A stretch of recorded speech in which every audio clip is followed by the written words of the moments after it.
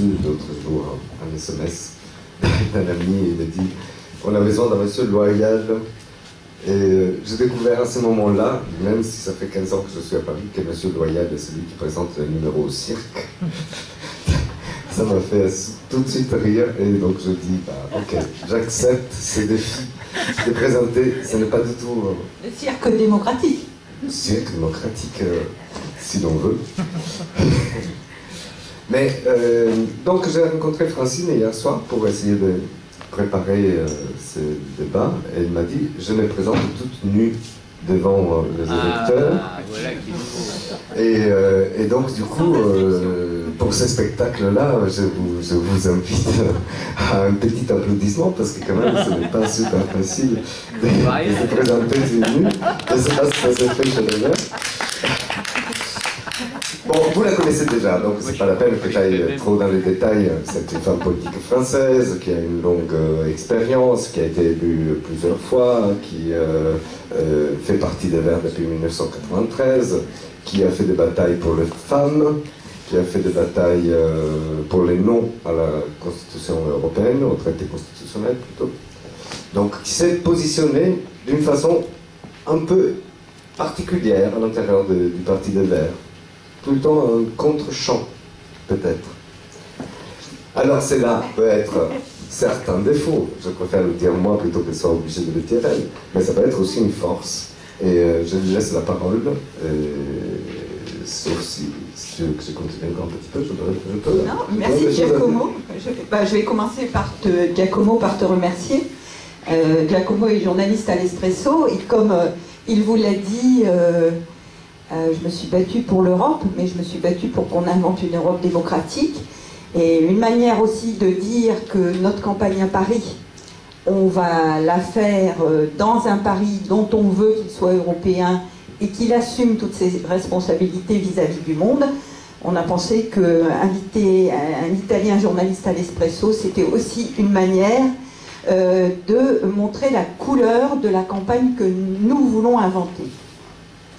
Et avant de commencer, je dois aussi vous remercier d'être ici et vous dire que ce lieu est aussi emblématique. Il a été choisi pour montrer ce que nous voulons faire. Parce que ce lieu, c'est une coopérative culturelle, c'est aussi une entreprise d'insertion.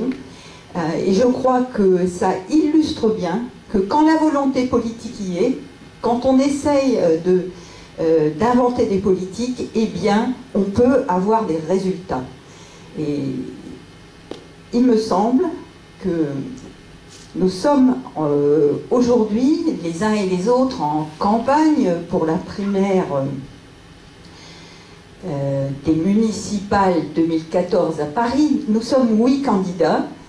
Nous aurons un débat le 31, mais chacun d'entre nous a la responsabilité d'assumer cette primaire et d'en faire un moment politique qui sera utile pour notre parti, qui sera utile ensuite pour expliquer à nos concitoyens ce que notre parti peut leur apporter.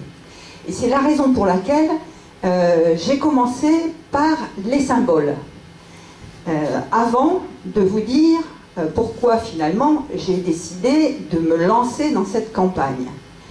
Parce que Giacomo l'a rappelé, ça fait 20 ans que je suis militante chez les Verts, j'ai été élue régionale pendant 15 ans, j'ai fait beaucoup de campagnes, que ce soit législatives, municipales à Châtillon, où on m'avait envoyé militer, j'ai fait beaucoup de campagnes présidentielles, et je m'enorgueillis d'avoir participé à celle qui a apporté aux Verts historiquement leur meilleur score au présidentiel, celle de Noël Mamère en 2002.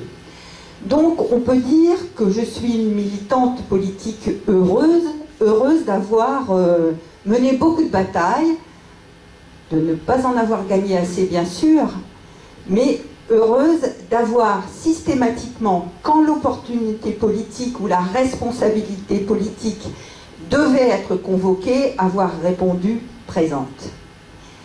Et donc, faut-il que je me lance encore une fois dans une campagne? Et c'est une question que chacune d'entre vous pourrait me poser.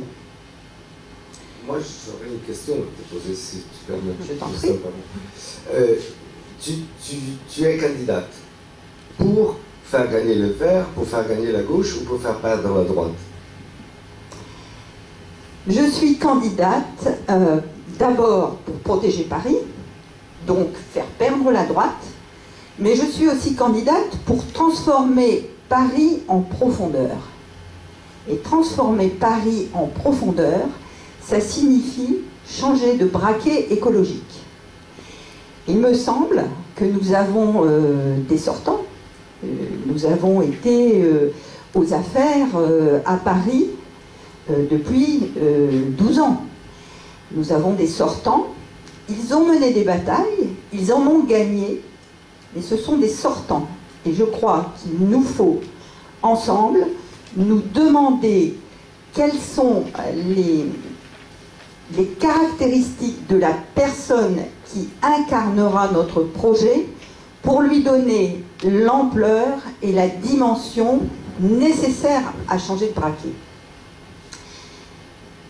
Il me semble que nous devons analyser le contexte tel qu'il sera en 2014. Vous le savez, notre parti ne va pas si bien que ça. On pourrait espérer que tous ceux, celles qui ont fait le pari d'être coopérateurs, de nous rejoindre il y a quelques années, soient présents et réadhérés.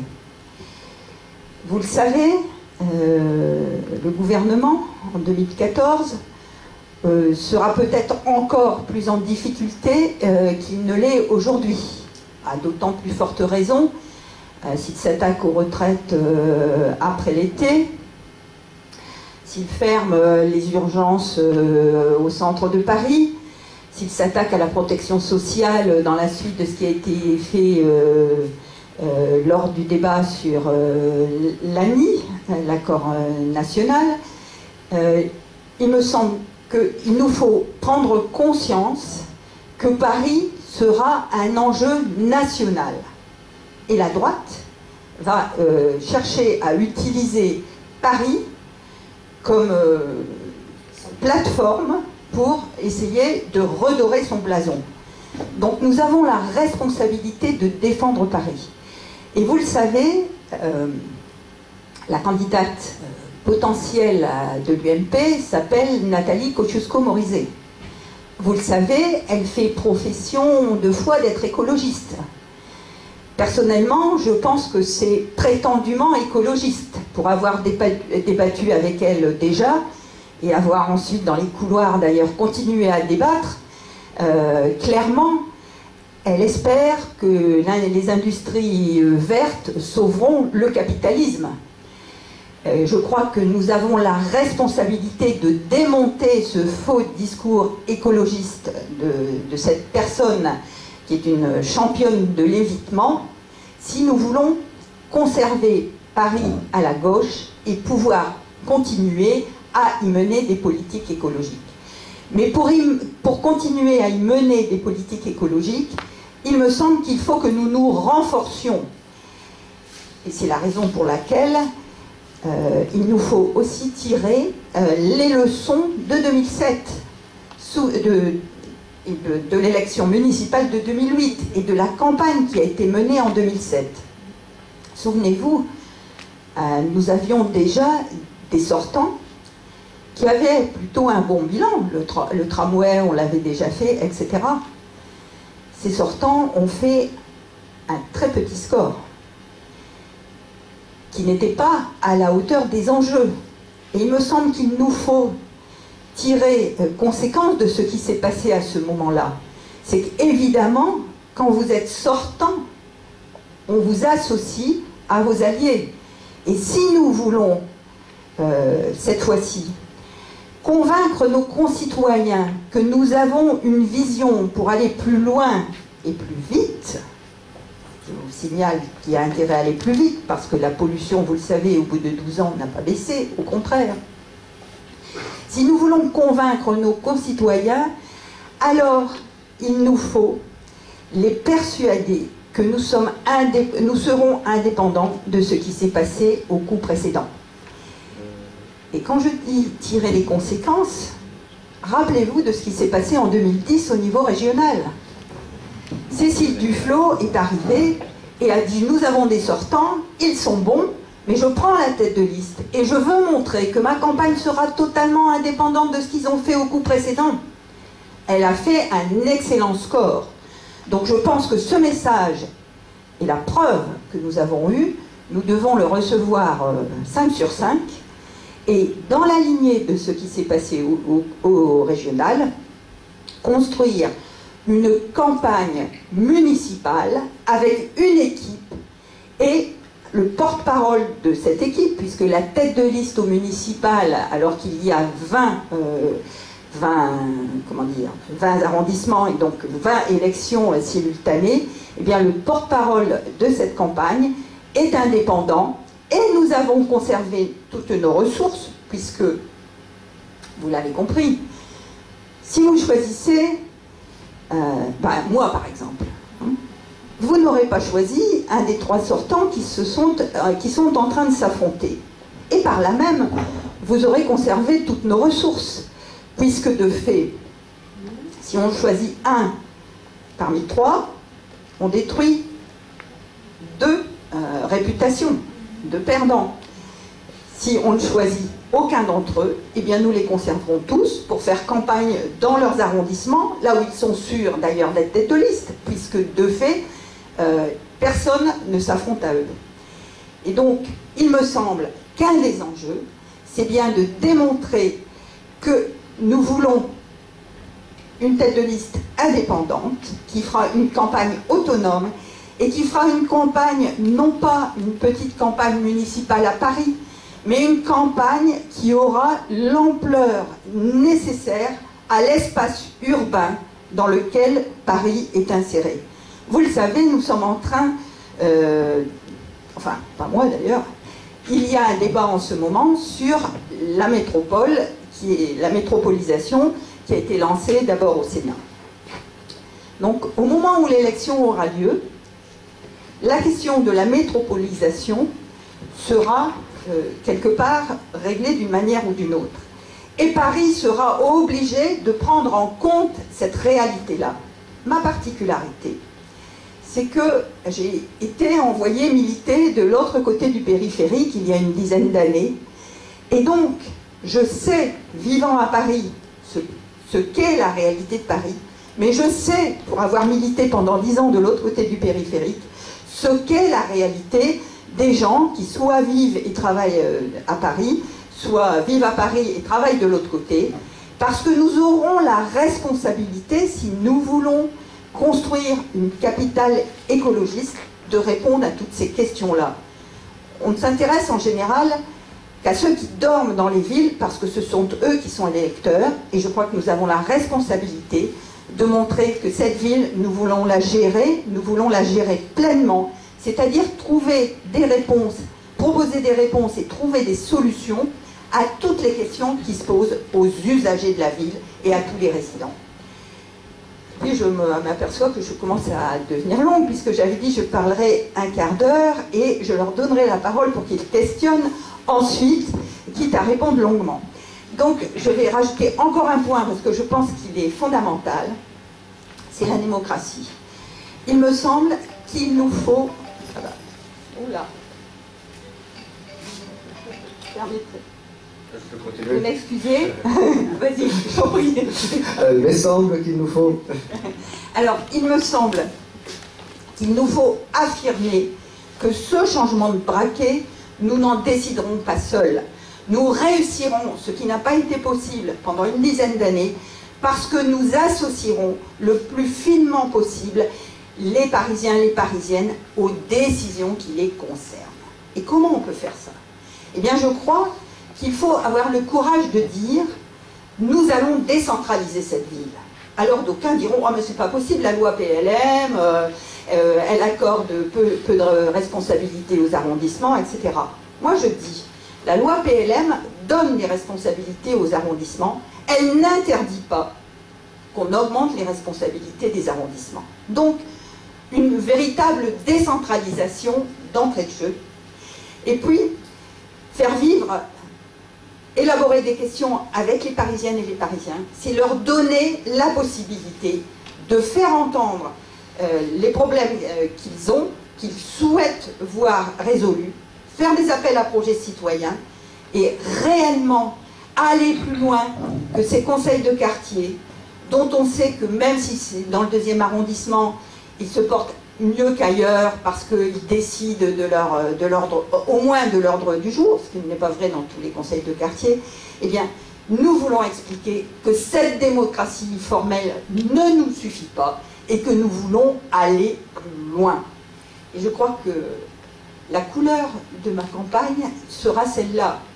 Et ma campagne interne a aussi cette même couleur, puisque vous le savez, j'ai décidé, comme tu disais, Giacomo, de me présenter nue. Alors nue, ça ne veut pas dire que j'ai décidé de me transformer en féminin. Non. Nue, ça signifie que je n'ai demandé le soutien d'aucune sensibilité pour donner de l'importance à ma candidature. Je n'ai, vous l'avez vu aujourd'hui, invité aucune personnalité qui pourrait venir vous dire à quel point je suis importante, jeune, brillante, riche et célèbre. Non, non, j'ai décidé d'interpeller les adhérents et de leur dire la réponse, c'est vous qui allez la construire. Et je serai, si vous êtes persuadés que je suis la meilleure candidate pour ne gâcher aucune des ressources dont nous disposons, si vous êtes persuadé que je suis ainsi la candidate la plus écologiste, alors vous avez la responsabilité de voter pour moi, parce qu'en votant pour moi, vous voterez pour vous et pour votre intérêt. Et maintenant, je vais m'arrêter là quand même. Donc, la question, c'est qu'est-ce que vous aurez comme question à poser, oui. Comme critique, parce que vous pouvez déjà émettre une première critique. Vous avez remarqué que je n'ai pas parlé du programme, et comme je l'avais annoncé d'ailleurs dans mon invitation, on pourra en parler tout à l'heure, j'ai des idées sur ce qu'il faut faire, mais je suis persuadée que notre démarche collective, aucun candidat ne devrait essayer de se l'approprier pour essayer d'aller un peu plus loin dans ce moment concurrentiel que nous vivons ensemble. Donc il me semble qu'il nous faut laisser le programme à tous les militants pour le construire de manière collective. Évidemment, il faudra que les candidats y participent et fassent entendre ce qu'ils ont à dire, mais il me semble aussi que cet instant, aujourd'hui, ce moment jusqu'au 8 juin, c'est celui où nous avons la responsabilité de venir à vous pour vous dire comment nous ferions et comment nous mettrions en œuvre une réelle volonté politique pour aller plus loin. Merci. Et donc maintenant c'est à vous.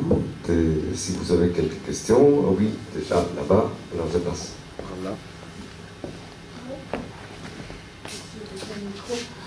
Moi j'avais déjà questionné un peu Francine sur ce qu'elle pensait du bilan des Verts, ensuite Europe Écologie à Paris, parce que ce qui me frappe là depuis qu'on est dans la période où chacun se présente, c'est qu'attends, c'était pas au bon endroit, c'est qu'en fait il n'est pas question de bilan. On dirait qu'on démarre sur une table rase, alors que les Verts ont eu quand même un pouvoir important, enfin en tout cas au moins jusqu'en 2008, et après ça, je pense que ça a continué même différemment. Et donc on ne parle pas de ça. Moi je suis quand même très très étonnée. Enfin il n'y a pas de bilan qui est fait, il n'y a pas de bilan vraiment critique, quoi. Parce que moi j'ai posé des questions à Jacques Boutot par exemple. Bon, il dit d'entrée de jeu, on continue à réduire la place de la voiture à Paris. Et il ne se pose pas la question de, en fait, ça a quand même déjà été fait, à quoi on est arrivé, d'où on partait, enfin, on se rappelle un bilan, quoi. Donc on continue un peu sur des slogans comme ça. Donc voilà, ça c'était la première chose. Sur le 2008, moi je partage tout à fait ton analyse, c'est que je pense que ça résulte quand même d'un certain nombre d'erreurs qui ont été faites. Hein. C'est pas pour rien si le score a été moins bon. Donc je pense qu'il faut ouvrir les yeux, mais ça j'ai remarqué que ce n'est pas la tendance générale. Ouvrir les yeux ce qui a été fait, pourquoi il y a des choses qui ont moins bien marché. Et puis sinon, sur ce que tu as dit sur le programme, quand tu dis c'est collectif, moi il y a d'autres choses qui me frappent, c'est souvent le programme élaboré par des petits groupes de genre 3-4 personnes, et après ça s'impose à tous. Donc alors là, pour le coup, en matière de démocratie, quand tu imposes à l'ensemble d'un parti des décisions qui résultent de groupes de travail sur le projet, comme je dis, c'est ça j'en suis sûre, je peux citer plein d'exemples, des groupes qui comportent 3-4 personnes, je m'interroge beaucoup, quoi. Voilà. On a recueilli quelques-unes. Oh, je peux peut-être commencer une autre question. Oui, moi j'aurais deux questions, pas sur le bilan. Je n'aurais pas sur le bilan. Bon, je pense qu'aujourd'hui, ce qui est intéressant, c'est de savoir ce que veut faire Francine. Hein. Bon, il y aura un programme de fait, donc le candidat ou la candidate, j'espère que ça sera une femme, sera amène de amender, réorganiser et faire participer le parti sur un certain nombre de thèmes qu'on aura envie de faire passer pour gagner avec. Bon. Moi j'ai une question, c'est parce que dans la lettre de Francine, elle a parlé de l'environnement, la nature à Paris. Donc je voudrais savoir qu'est-ce qu'elle entend par ça, qu'est-ce qu'elle veut faire, parce que moi la nature, je vois toujours des parcs verts, mais ils sont là depuis 2 siècles. Hein. Donc il n'y a pas eu beaucoup de choses de fait. Il y a le jardin Luxembourg, mais c'est le Sénat qui le gère. Il y a les petits parcs gérés par la ville de Paris, c'est petit, tout ça. On a beaucoup de mal à avoir... bon, il y a les bulles de Chaumont, bon, mais il n'y a pas quelque chose qui relève de l'invention du XXIe siècle dans une ville comme Paris, grande métropole. Puis deuxième point, les transports. Alors, on a fait les tramways. Bon. Mais les tramways, c'est très bien, mais ça fait le tour. Donc à l'intérieur, on prend le métro, qui est un peu anonyme, il n'y a plus de moyens humains à l'intérieur, il y a des portiques, et puis dans certains trajets, il n'y a même plus de conducteur. Ben, c'est complètement hors de l'homme, hors de la femme. Les autobus, bon, il y a beaucoup d'autobus, ils ne s'arrêtent pas. On voit des personnes âgées qui courent après, ils ne s'arrêtent pas. Bon, est-ce qu'on ne peut pas faire comme dans notre ville, interpellé par un téléphone portable, des arrêts mobiles qui permettent au bus de s'arrêter? Est-ce qu'on ne peut pas faire des petits bus anti-pollution dans la journée? Voilà, il y a plein de choses à faire. Donc moi je voudrais savoir ce qu'en pense Francine. Je vais peut-être déjà répondre à ces 2 questions-là, puis je vois qu'il y a des mains qui se lèvent ensuite. Alors, sur le bilan, et pour illustrer finalement la question transport. Sur le bilan, il est clair que la ville et les pratiques de nos concitoyens ont profondément évolué pendant les 12 années, c'est la 13e année où nous participons à la gestion. Au début du jeu, il y avait un Parisien sur 2 qui avait une voiture. Maintenant, il n'y en a plus qu'un sur 3. Et pourtant, la pollution n'a pas baissé, et même la pollution à cause du diesel a augmenté. Pourquoi? Parce que de fait, il y a 80% des véhicules qui circulent dans Paris aujourd'hui qui sont diesel. Donc on ne peut pas se contenter de ce qu'on a fait, parce que de fait, la situation se dégrade bien plus vite que nos efforts ne vont. Donc, il faut prendre des décisions pour transformer au fond. Et c'est là que, en effet, il faut, de mon point de vue, se garder de continuer avec une vision de grand projet comme on a eu. Hein. Un des candidats propose un tramway autour des cigares. Moi, j'ai envie de lui dire, un tramway, c'est pour dans 10 ans. 10 ans, c'est, j'espère que ça le restera encore, à peu près un quart de la vie adulte d'une personne. S'il faut attendre 10 ans pour trouver des solutions à ces problèmes, ce n'est pas possible aujourd'hui. Donc il faut trouver des solutions plus rapides, plus agiles et plus efficaces. Et en effet, les technologies numériques, par exemple, permettent aujourd'hui de trouver des solutions pour aller chercher des gens là où ils passent, pour transformer le parcours de véhicule, pour autant qu'il soit suffisamment petit, pour pour rester dans la circulation et la laisser fluide. On pourrait avoir une toute autre approche des transports collectifs dans cette ville. Il faut le faire. Et j'essaierai d'en convaincre à la fois nos membres de ELV, mais aussi nos concitoyens, qu'il y a des solutions, qu'il n'est pas si difficile de les mettre en place, parce que je n'invente rien, ça existe déjà dans de nombreuses villes du monde. Et donc, essayons de trouver le meilleur et le plus adapté, et faisons-le à Paris, de manière à en faire une vraie vitrine de l'écologie. Et sur la nature en ville, il me semble que, première chose, il faut affirmer que la question de l'environnement et du social, pour nous, sont totalement imbriquées et que nous refusons d'arbitrer sur un logement social ou un petit jardin, puisque de fait, il n'y a plus de place pour en faire de grands. Donc, la question de la nature, c'est une question de récupération du sol partout où c'est possible. Donc le macadam, on peut le démonter, enfin le retirer, et faire comme à Berlin, de l'herbe folle, mais aussi des petits potagers locaux. Mais on peut aller plus loin aussi. La dernière ferme, elle a disparu à Paris dans les années 50. On pourrait remettre des fermes. On vient d'introduire 2 moutons, ça doit être dans le 20e de mémoire. On pourrait très bien aller plus loin, faire des fermes urbaines. Il y a des réflexions un peu partout dans le monde pour transformer les villes. Et bien tout cela, il faut que nous le mettions sur la table. Et il faut que nous expliquions à nos concitoyens que notre bilan, à la fois nous le revendiquons, mais à la fois nous sommes assez modestes pour savoir que nous ne sommes pas allés suffisamment loin pour transformer cette ville en profondeur. Et que pour y arriver, nous avons besoin d'eux et de leur volonté d'aller chercher avec nous des solutions. Et sur le logement social, par exemple, je crois que la question se pose dans les mêmes termes. C'est-à-dire qu'on ne peut pas se contenter de dire j'ai multiplié par 2 un chiffre très bas. Parce que, évidemment, premièrement, c'est pas transparent et nous sommes pour la transparence. Et deuxièmement, si on construit 50 logements sociaux tous les 5 ans, on n'arrivera pas à faire ce que nous voulons faire de cette ville. C'est une ville pour tout le monde, où n'est pas,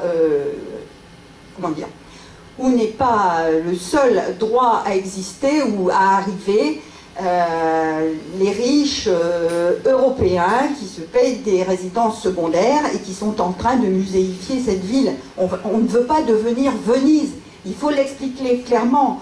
Donc nous voulons du logement social, ça veut dire optimiser tout ce qui existe déjà en termes de logement, aller le rechercher par des politiques qui soient des politiques, je dirais, de dentelle, et dentelle au sens complexité du processus des dentelières, mais aussi volonté de créer une autre forme comportementale. Je crois que tout cela, nous devons le mettre en débat, montrer que nous voulons aller plus loin et montrer surtout que nous voulons aller plus vite. Vous le savez, la mondialisation néolibérale s'est installée parce que les entreprises sont hiérarchiquement constituées et elles avancent très vite. Le temps de la démocratie, c'est du temps long, mais ça ne signifie pas qu'il faille s'endormir pour cela. Et je pense que nous devons inventer des politiques publiques décentralisées pour aller plus vite, pour être plus agiles et pour répondre aux besoins des gens au plus près de la demande. Alors, vous voyez, je crache quasiment dans le micro pour dire à quel point il y a là une détermination de mon point de vue indispensable. Oui. Excusez-moi, je comprends tout à fait l'urgence et en même temps, là, vous êtes déjà parti dans le programme, mais justement, je voudrais revenir sur ce que vous avez dit au début. Oui. C'est ce qui m'intéressait aussi. En fait, je voulais comprendre, quand vous dites que les sortants les sortants, en fait, vous détachez, c'est-à-dire que vous n'êtes pas sortante, donc vous vous présentez de manière à pouvoir ensuite les récupérer, j'ai bien compris. Et je voudrais savoir de qui vous parlez, parce que là on est dans un petit un sous-entendu et j'aimerais bien entendre réellement. Voilà. Oui. Alors nous sommes 8 candidats, 6 hommes et 2 femmes. D'ailleurs, on peut dire le nom si vous voulez. Oui. 6 hommes, 2 femmes d'Europe Écologie. Bien sûr, puisque c'est notre subtech interne. Alors, les candidats sont, je commence par Thierry Schaffhauser dans les 8, 16, 17. Pellissier Florence, 14. Christophe Najdowski dans les 12e. Pierre Loucaud dans les 4e. Bernard Jomier dans le 19e. Stéphane Devries dans le 13e. Jacques Bouteau dans le 2e. Et Francine Bavet dans le 11e. Voilà, donc j'ai parlé sur ces 8 personnes, 3 sont sortantes au sens où ont une responsabilité actuelle. Jacques Bouteau qui est maire du 2e arrondissement, Christophe Nadjowski qui est maire adjoint à la petite enfance, et Bernard Jomier qui est conseiller municipal, délégué à la santé, je crois, on me corrigera si je dis une bêtise, dans le 19e. Voilà. Donc, moi je ne suis pas sortante au sens où je n'ai pas de responsabilité à Paris. Par contre, j'ai une compétence puisque j'ai été conseillère régionale pendant un moment, comme je l'ai dit. Donc, l'enjeu, puisque ces 3 sortants sont sûrs d'être tête de liste de leur arrondissement,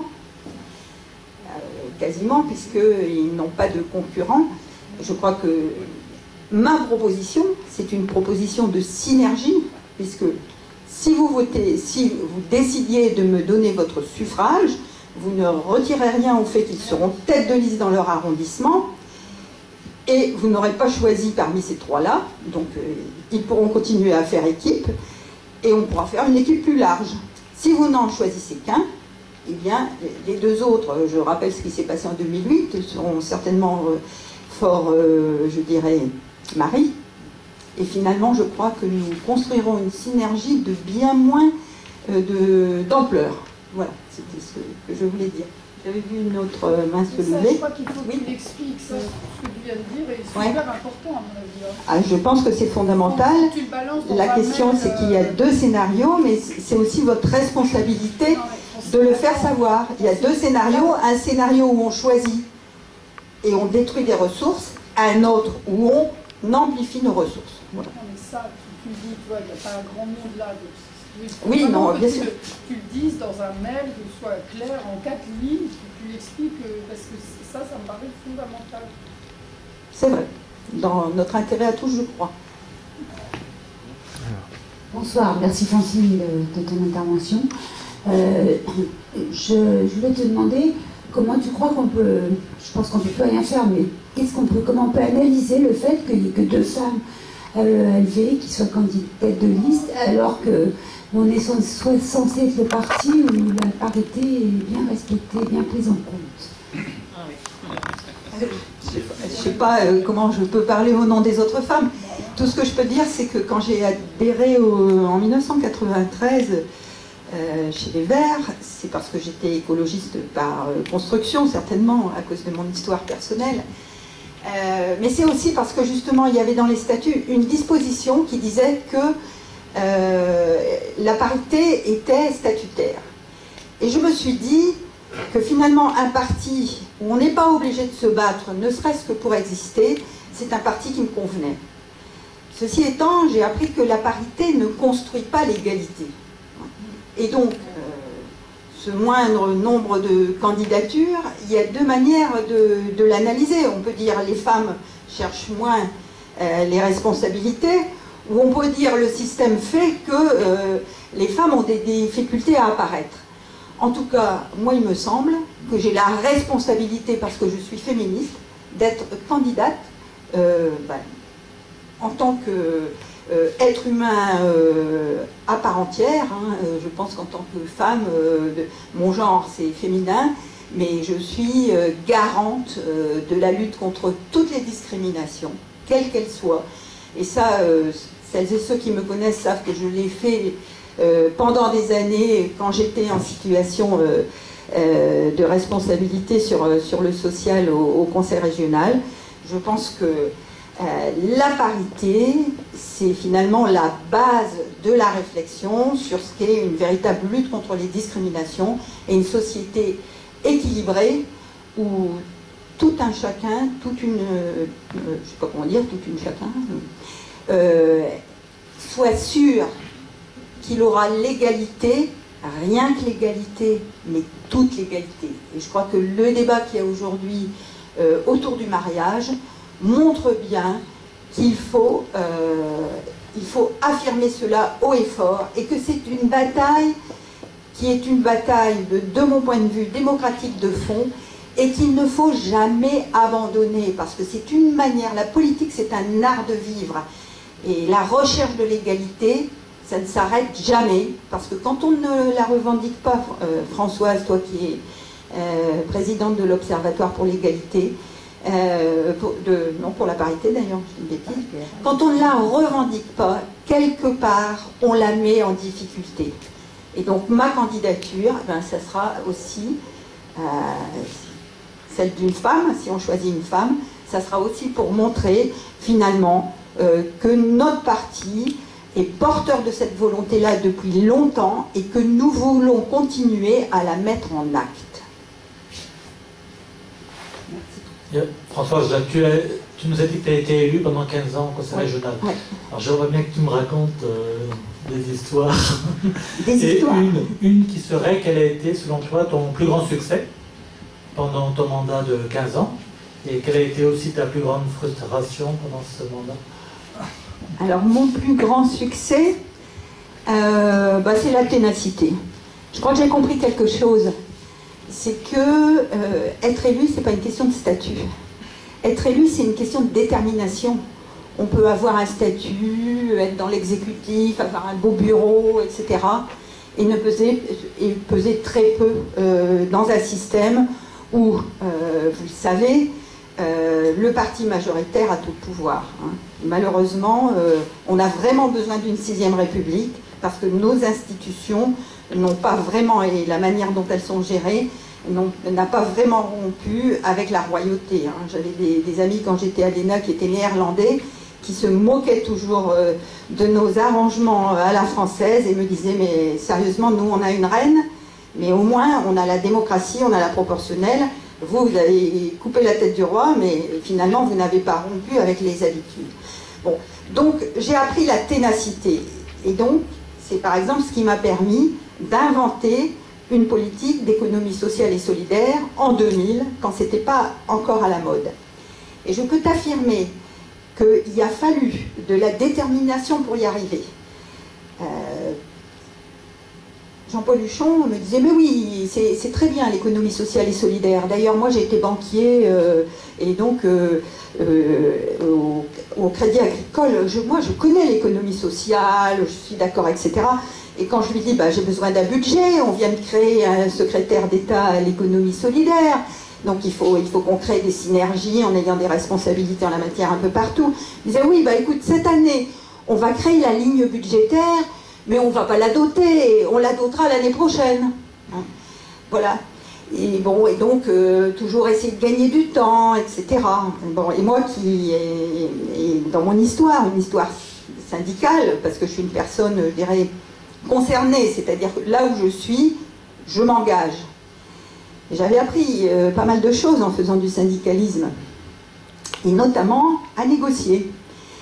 Et donc, j'ai lu le budget avec grande attention.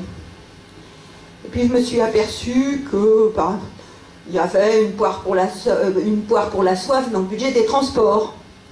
Alors, j'ai dit, moi, j'ai vu quelque chose là. Si je n'obtiens pas gain de cause, je vais le faire savoir. Hein, il y a des millions là dont on ne sait pas trop à quoi ils vont servir, et je suis sûre que ça servira à des décisions unilatérales. Mais ça n'a pas été suffisant. J'ai continué à bûcher mon truc, à réfléchir. Et un jour au matin, 8h30 du matin, c'était juste avant qu'on ne dépose les propositions budgétaires, J'ai attendu Jean-Paul Huchon avant qu'il rentre dans son bureau. Et je lui ai dit, voilà, c'était le passage à l'euro. Voilà, tu as arrondi la carte grise, le prix de la carte grise au 4e chiffre après la virgule, et ce faisant, tu as concédé 1 million d'euros. D'accord? Eh bien, ce million-là, je le veux. Et là, il a dit, mais c'est pas possible, ça va pas continuer comme ça, c'est pas possible.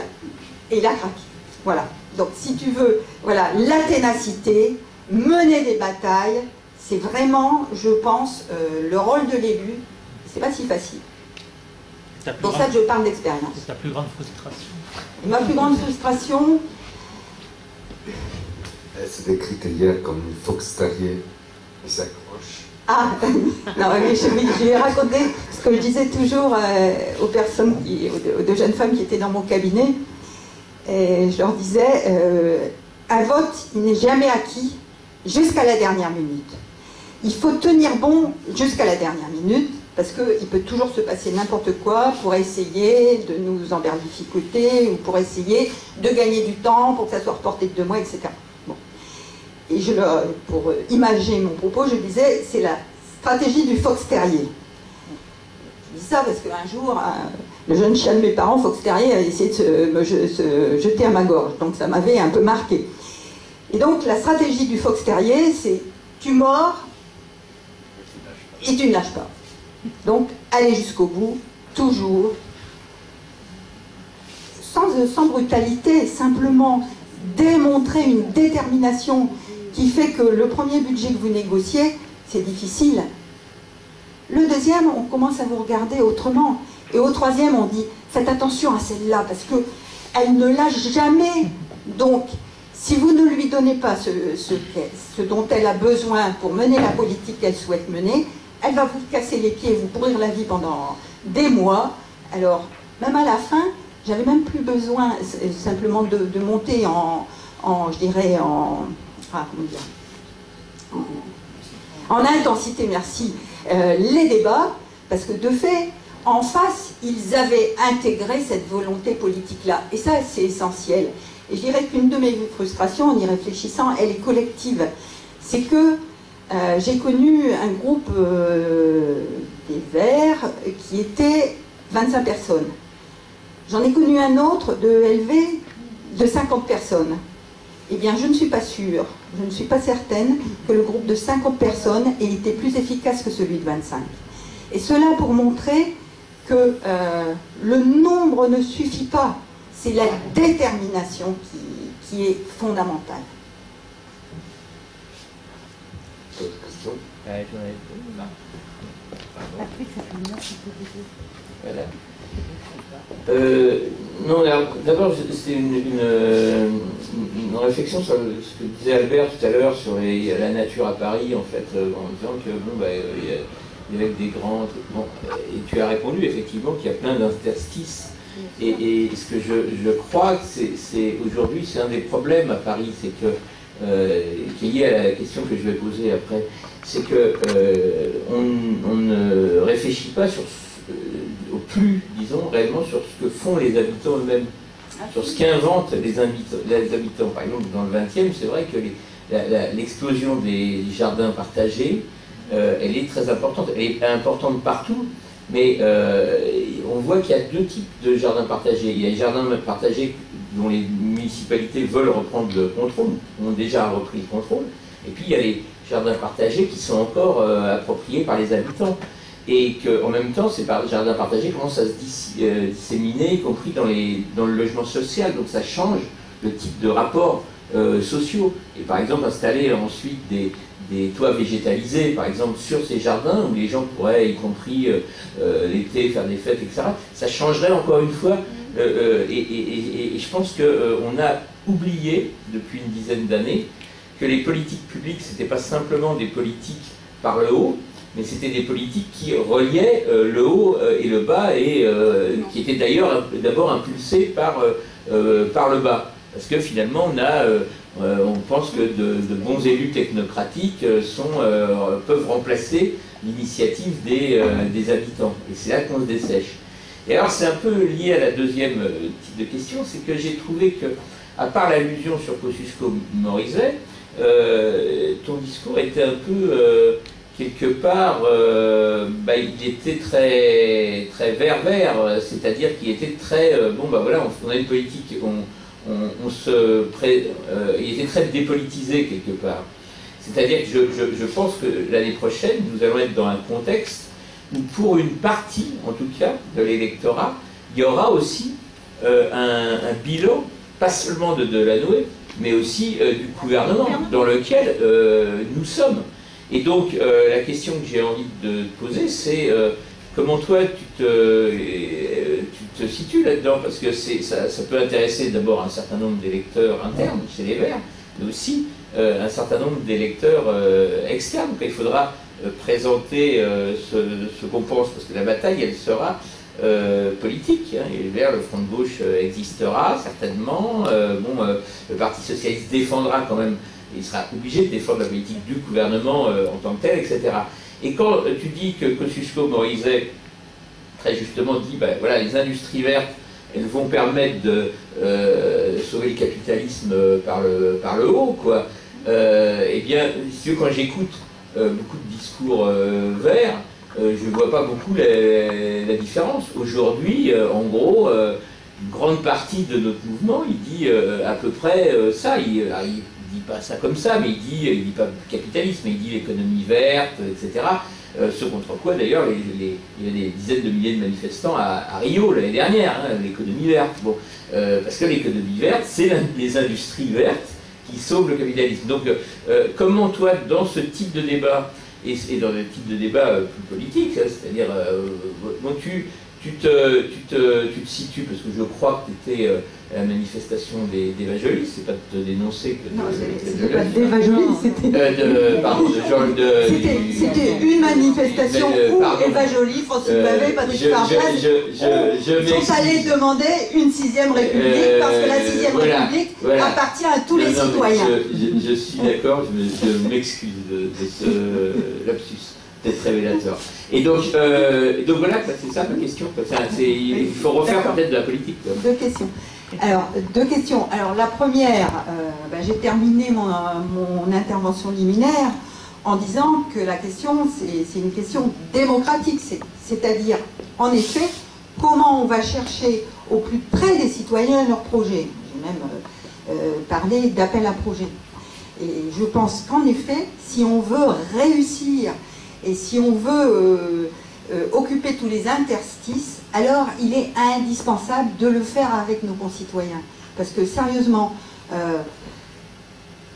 supposons qu'on décide de la manière la plus technocratique habituelle, qu'on va financer les toits végétalisés, il se passera un moment, je peux vous l'affirmer, avant qu'il y ait une masse critique de toits végétalisés pour changer le climat. Parce que de fait, on l'a fait au niveau régional, on a dû en faire une dizaine, après s'être énorgueilli d'avoir fait le siège de la Confédération paysanne, on était satisfait. Donc il faut aller plus loin, et ça passe par retour aux habitants, mais je pense aussi, je l'ai dit, décentralisation, mais aussi, je crois, une réforme de nos relations aux fonctionnaires et à la technocratie. Je crois qu'il faut réellement réorganiser la ville, ses services, de manière à ce qu'il y ait une proximité qui fasse des courts-circuits relationnels et accélère les processus dans le temps. Sur la question politique, il me semble qu'en effet, je crois que j'ai prouvé le 5, que quand on est candidat, c'est le moment de faire de la politique, d'être courageux et de montrer ce qu'on fera. C'est la raison pour laquelle, au lieu de ne rien faire, je suis allée manifester, au risque d'en énerver quelques-uns ou quelques-unes.